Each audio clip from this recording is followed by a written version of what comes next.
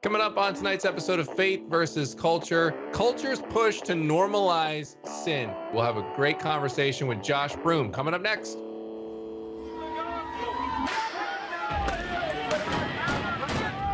have sex before you marry is a bad idea. Don't tell me there's no such thing as gun violence. That just depends on your definition of when life begins. There are problems of sin and habit that cannot be solved outside the person of our Lord Jesus Christ.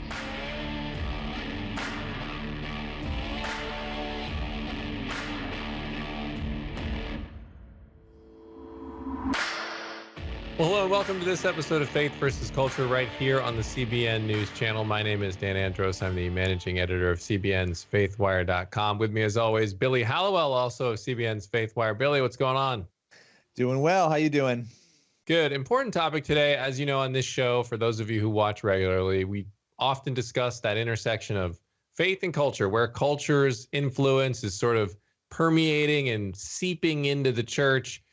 And there's no bigger issue that's happening with sexual sin. And I just wanted to talk about today and dive into how culture is really pushing to normalize it. And I think that, unfortunately, I think it's been successful in a lot of ways. And porn, I think, is one of the big areas. And as evidenced by a story that we're going to talk about, that's honestly almost, it seems like it's satire. But given that it's 2022, it's unfortunately true. Yeah, it is. And if you go just in a general sense and you look at Gallup and you dive into those numbers, the statistics are crazy. When you look at the year 2000 to where we are now, in the last 2 decades, the perspectives changing on all of these different topics on sexuality, cohabitation down the line, we've really seen that it unfortunately has been successful. And of course, the issue today, pornography, is another one that has just become this mainstream phenomenon now. Yeah, and I want to, before we get into the story that happened, if you haven't seen it, we'll tell you, we'll give you the cliff notes on it first. But I want to bring in our guest today, Pastor Josh Broome. Josh, thanks for being here again. Appreciate having you. Oh, I'm so glad to be here. Me and my little troop of boys are right beside me, but I'm glad to be here as always. You can't stop them. You can only hope to contain them. I mean, I know how that goes with the littles. It's a challenge. It's like herding cats, I think, a lot of times. And the older they get, they just become like they're one mind, one body, one mission. Destruction. It's like that video with the guy, remember, who the wife comes in with the kids and the kid's like strolling in on his little walker while he's doing the interview. I don't know if it was for the BBC. Yeah. That's basically everybody's life now. Yeah. Yes. Absolutely. But let's say, we talked a couple weeks ago, Billy, we were talking to Ken Ham, and he was talking about building a foundation, a worldview for your family, and making sure that it's solid and that they understand why they believe the things they believe. And I think on this topic, particularly with sexual sin and pornography, I think what we're seeing from culture is this realization now that there's no sort of moral standard to point to say, well, why are we saying this stuff is bad? And I think what you're seeing is this release from culture where they're starting to realize, oh, okay, well, there is no consistency there, so we may as well just go all in on this stuff. And Josh, I'd like to get your response to that, and just how culture seems to be taking it even a step further now than in recent years. Yeah, I mean, the more we gravitate away from the Word of God being a guidepost for the standard in which we live our life, the more we just respond to the world. We respond to what we see. I mean, just looking back, like, I remember not even a decade ago on HBO and Cinemax, it was like, like late night TV. Like late night TV was something that, well, this is going to be sexualized, so we're going to put that on later at night.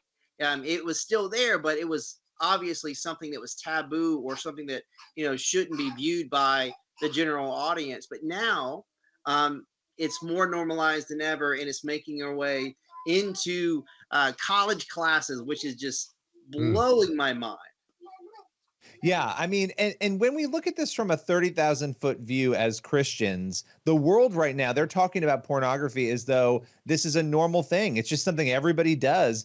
In the college course that we're talking about here, in the actual description, it basically says it's as American as, American Pie. And they go through this description of it that's actually kind of disturbing, but not totally untrue, that it's more, popular than Sunday Night Football.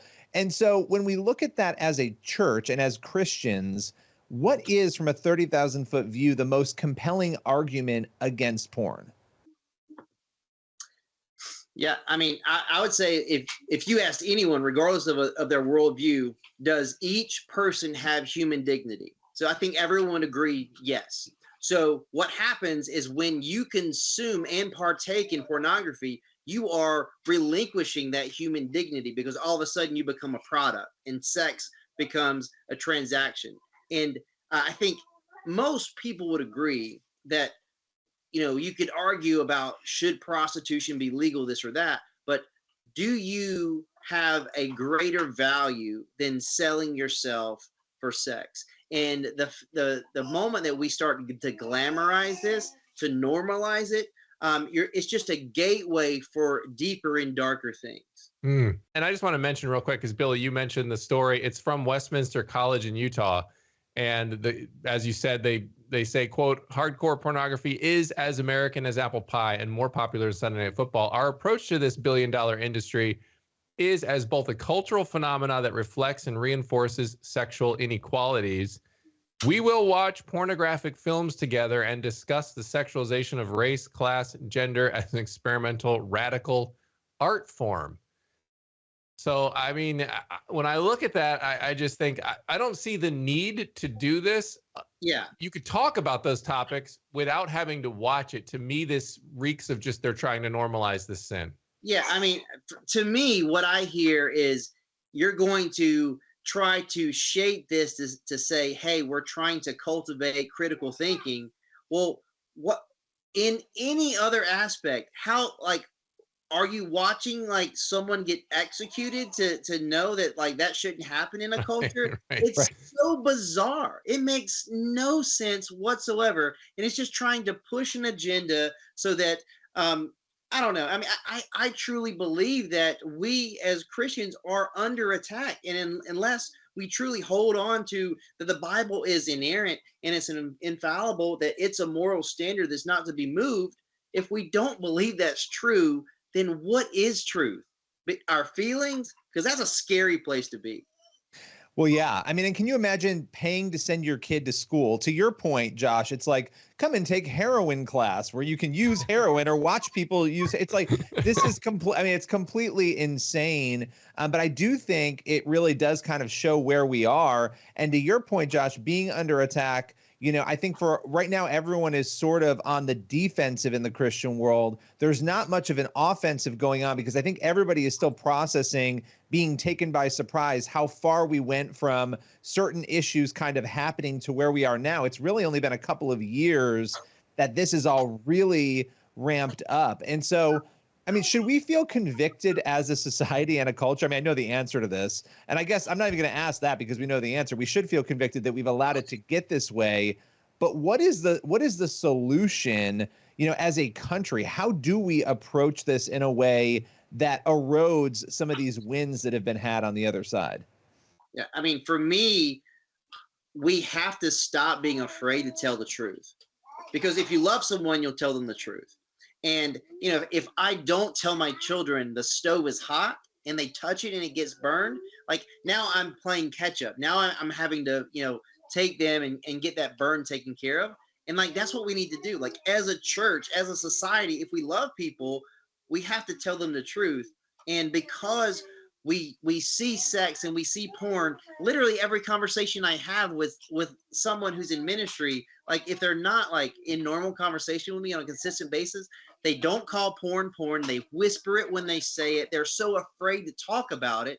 And the fact that we're not talking about it, you're letting the world dictate how people are learning and experiencing this. And we're surrendering the authority that the church is called to have to lead this conversation. All right, we're talking about normalizing sin with Pastor Josh Broome. We'll be back on the other side of the break. This is Faith versus Culture.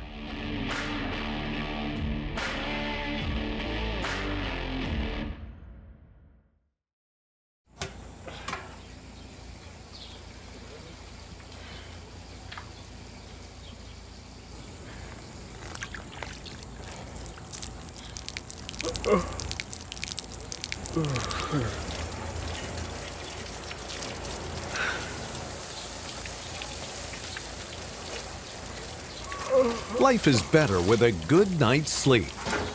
Get your free DVD or booklet of Protect Your Sleep as the world watches from the outside. It's a big diplomatic tug of war here in the Middle East. Go inside the story with Jerusalem Dateline. Israeli archaeologists are talking about a discovery that could change the thinking about the Temple Mount. Join CBN Jerusalem Bureau Chief Chris Mitchell and get the biblical perspective on the events shaping the world. What starts in Israel then ends up going to other places. Watch Jerusalem Dateline Friday night at 8:30 on the CBN News Channel. Life. It's meant to be lived fully. Jesus said it. I came to give you life. Life to the fullest. Life in your family. Life in your finances. Life in your body, mind, and spirit. Life in your everyday.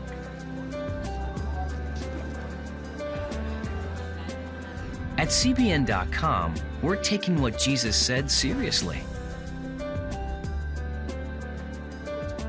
We're here to help you discover life. Life. Live it fully.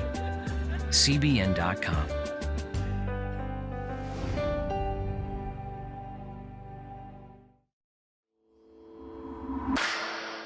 All right, we are back on Faith versus Culture. Dan Andros here, Billy Hallowell there. We're also joined by Pastor Joshua Broome, talking about how culture is just on a quest to normalize sin, in particular sexual sin. Yeah, you know, one of the problems is we're looking outwardly when we talk about it, right? As the church, if we want to be a solution to it, we also have to look inwardly. And some of the numbers, the last really big study, I know there have been some others since, but a huge one on this issue of porn in the church was done in 2016. And some of the numbers, let me tell you, they were shocking. 57% of pastors and 64% of youth pastors said they were either currently or had in the past struggled with porn. And 21% of youth pastors and 14% of pastors said that they were currently struggling with porn. This was a Barna survey. Again, that was 2016. I would imagine the issue is probably even worse now that years have passed. So, Josh, I guess the question is, how do we help the world if we're struggling to help ourselves on this issue as the church? Yeah, I mean, the Bible tells us to take the plank out of our own eye, you know. But yeah, back to us creating a place where there's the grace and the space to have the conversation. Because if we're slow to talk about it, if someone is struggling, they're going to be slow to talk about it. I love thinking about like a pie chart where, you know, if 15% of you is struggling with sexual purity, or, you know, thinking about it like a shepherd in a pasture, you're not very likely to go into that part of that pasture to talk about that thing that you are struggling with. So because so many people are struggling with sexual sin, we're not talking about sexual sin. And if we're talking about it in a very vague way. It's like, for me, you know, I was in the adult film industry, and it's like when I share my story, it's like that was part of my past a decade ago. It sometimes it's alarming, but sometimes people have a hard time with that because God has redeemed, restored, and, you know, placed me in a position where I can talk about it in a unique way.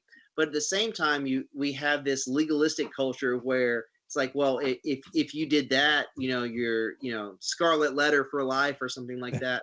And it's just like there's some middle ground where it's like the Bible is clear. Like, look at the life of David, look at the life of Peter, look at the life of many biblical characters who God used in a powerful way. They failed miserably, but they were restored, and the restoration happened through confession. Like Romans 2:4 talks about that God in his love and his patience, it leads us to repentance. But if we don't know the truth and we don't share the truth, we'll never experience that healing. That's a great point. I mean, you just look at, Paul's conversion as well in Acts 9, and you think, you look at the reaction of people, and I mean, it's essentially like Osama bin Laden, like converting to Christianity and then going around and preaching in the streets, right? I mean, he was out killing and persecuting Christians, and then all of a sudden they turn around, and there he is preaching Christ, and they're all like, "What? Wait, you? What? Really?" Yeah. But it's powerful, and God obviously intended that. To your point, I think you take people who have these circumstances, and it makes their message for Christ that much more powerful, really. Yeah. Yeah. So when we look at this, this issue of pornography and just how pervasive it is, and how really nobody's talking about it. I don't want to say nobody's talking about it. You're talking about it. A lot of people are talking about it. But how do we overcome that? I don't know, that hesitation, that stigma. It's a stigma. I mean, I think, like, for me, like, I grew up, I went to church on Wednesday night. I went to church on Sunday morning, Sunday night, and I heard about God and I learned things about God, but I never learned that I could have an intimate relationship with him. So I say that to say, knowing about in a vague way and understanding the pervasiveness, understanding the darkness, understanding the depravity, understanding that those people are going through just terrible things. I think as much as the world glamorizes it, we do a very poor job of talking about how damaging and how just terrible it actually is. Yeah. And, I think that's the essential piece of the puzzle, right? We're looking at all the stats. It's not just this issue. Young people in this country, they're not being taught these things. It's not permeating. And you just brought up a great point. You went to church on Wednesdays and Sundays. And if you take the time that young people are spending in church, or any of us, not just young people, and you compare that time, let's be generous and say we all spend 4 hours in church. And when I say all, I'm talking about normal Christians in this country, 4 hours a week in church. And you juxtapose that against the time we spend watching TV, on our cell phones, reading content, and you think about young people, there's no competition there. Unless there's a rooting, it's not going to actually permeate people's hearts, particularly young people who are the most detached from faith as we currently see. And so, there's a lot of work I think we need to do there, even before we get to the issues, right? Yeah, I mean, whatever is normalized will become natural to you. Like, if you grew up, living a certain way, right? If you grew up, like with me, like we didn't eat at the kitchen table very often. But my wife's family always ate at the kitchen table. And it's like, well, this is the way that we do things because this is what I've experienced all my life. So if we experience more of the world and less of the Bible, of course, that is not going to be shocking to us. Of course, we're going to allow that to exist in our lives in some capacity because we believe the lie that it's not a big deal. You look at how many times when you read through, those first 5 books of the Bible, seeing the Exodus, seeing the Israelites on their, march to the Holy Land, and how many times they abandon God, they go worship false idols. It's almost incredible when you think about they're being led by, pillar of fire, by smoke, by God talking directly to Moses, and them seeing all of these things with their own eyes, and they still fall away. Yeah. To me, that's a warning. I take that as a warning to us today, because if we're not, as you guys were talking about, in the Word, at church, with other Christians, if we're not doing that constantly, I mean, if those Israelites who were there face to face with God can fall away, how much easier can we as well when we're looking at the things going on in the world and tempted by the things of the world? Yeah. I mean, I love that narrative that happens in Numbers 13 and 14 where, Caleb's like, surely we can take that land. And then you have a group of people that regardless that, split the Red Sea, manna from heaven, pillar of fire, so on and so on. But also look at David. David was the first person in the Bible where we see pornography impacting his life. David saw something he shouldn't have seen. David took a second look. Then David did something he shouldn't have done. Then he had to go back and cover it up. His cover up was killing Uriah. Our cover up is deleting our browser history. And no matter what that looks like, that sin's going to impact your heart. And it's going to lead you to something else. That is a powerful word. When for yourself did you, because obviously you mentioned coming out of the industry and you have a whole journey that you have shared with us before, but when did you realize, okay, this is actually a problem? Like, porn is an addiction for people. It is a problem. And then beyond that, it's a moral problem. When was that in your journey? Yeah, I mean, it was multifaceted. I mean, number one, the amount of people who were dying of overdose and suicide around me, because the depravity that they were living in was so great that when they laid their head down on the pillow, they couldn't get away from the fact that they were exchanging a sexual act for monetization, right? So they were literally a product to be sold. And at the end of the day, regardless of how many followers you have on social media, however much money you have in the bank account, at the end of the day, you're a prostitute. And that doesn't feel very good. So for me, like, seeing that happen kind of woke me up a little bit, but also the dissociation of reality, and where you push everyone that truly cares about you away. But how could I look my mom in the eye every day and continue to live that way? I couldn't. There's no way, because every time I talk to her, you're so much better than that. There's so much more value that you have. You could be doing so much other things. So you push those people away so that you don't have any accountability. Because as long as everyone's praising what I'm doing and cheering me on, and no one's telling me the truth or telling me that I'm hurting myself or telling me I could be something better, I'm going to continue to believe that lie that, that Romans 12:2 like directly conflicts with. Romans 12:2 says, do not be conformed to this world, but be transformed by the renewing of your mind, so that you may discern what is the will of God, what is good and acceptable and perfect. So we have to change our mind. And what began to change my mind was the word of God, was the people of God. And while I was in the industry, Billy, I mean, just to that, it's like they were literally people killing themselves because they felt that their life was so messed up that there wasn't a future worth living.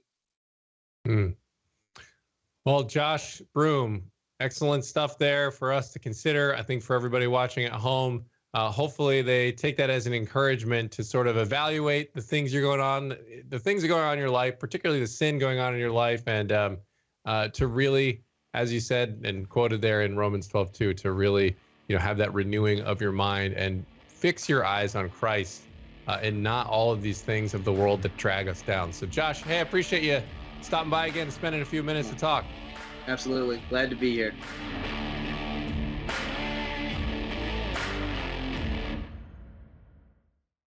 On October 1st, 1961, history was made when a tiny station began transmitting the first signals of the Christian Broadcasting Network. CBN, the Christian Broadcasting Network. And now, a new era has begun with the all-new CBN News Channel. Just moments ago, the Iron Dome intercepted an incoming rocket right on the Gaza border. And ministering in this area, spiritual warfare is definitely involved. A 24/7 news network, bringing you the news you want from a source you can trust.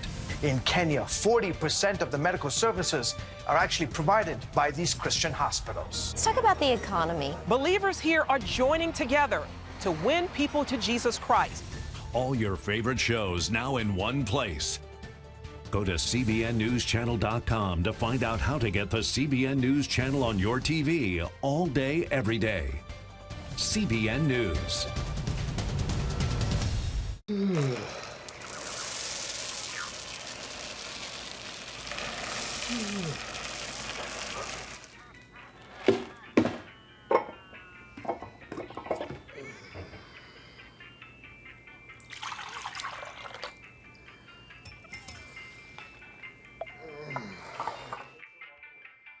Life is better with a good night's sleep. Get your free DVD or booklet of Protect Your Sleep today. Life. It's meant to be lived fully. Jesus said it. I came to give you life. Life to the fullest. Life in your family. Life in your finances. Life in your body, mind, and spirit. Life in your everyday. At CBN.com, we're taking what Jesus said seriously. We're here to help you discover life. Life. Live it fully. CBN.com. All right, we are back here on Faith versus Culture. Dan Andros here, Billy Hallowell there. Just had a great conversation with Josh Broome, and his story's powerful, Billy, and he brings a lot of truth to the conversation. Yeah, I mean, who better to talk to about these issues than somebody who worked in the industry, left, became a Christian, and now is fighting against the porn industry? I think there's a lot of really important data and information that he can bring to that conversation. Yep, and God uses people, unlikely people sometimes, who go through things, and he uses our experiences to speak powerfully into an issue, and Josh does exactly that. So we'll be back to wrap it up on the other side of the break. This is Faith versus Culture.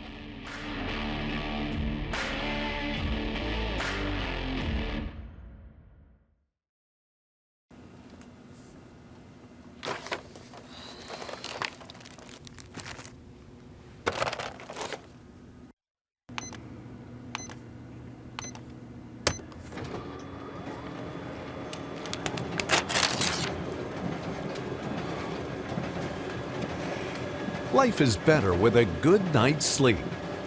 Get your free DVD or booklet of Protect Your Sleep today.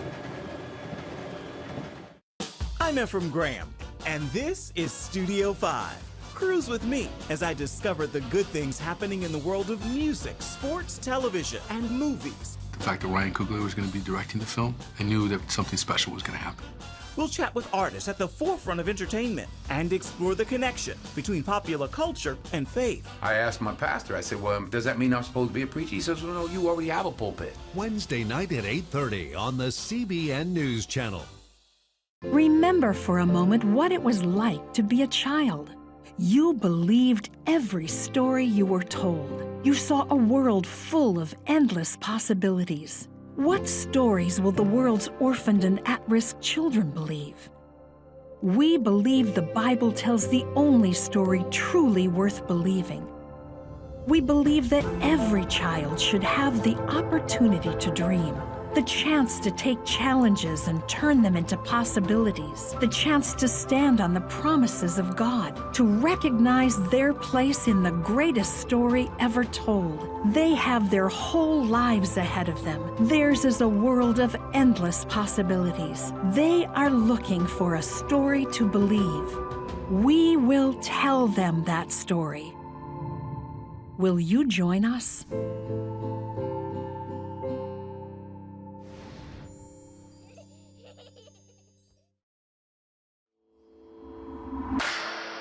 All right, that is all the time we have for this episode of Faith versus Culture. Thanks so much for being here. We appreciate you. As always, head on over to cbnnews.com, faithwire.com for more news from a Christian perspective. Have a great week. God bless. See you next time.